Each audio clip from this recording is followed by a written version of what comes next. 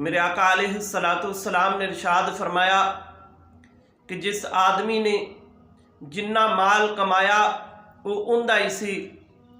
अगर उन्हें जायज़ तरीके दे नाल कमा लिया या नजायज़ तरीके दे नाल कमा लिया, हराम कमा लिया, वो हराम भी जड़ा कमाया वो माल उंदा ही सी, लेकिन उन्हें कमान दे अंदर जल्दी कर ली, उन्हें जल्दी कमा लिया और नजायज़ तरीके दे नाल कमा लिया। अगर वो थोड़ा सब्र कर लेंदा वो भी माल उंदा ही सी। वो अल्लाह तबारक व ताला ने उन्होंने किसी ना किसी तरीके दे देना सी, जायज़ तरीके दे नाल।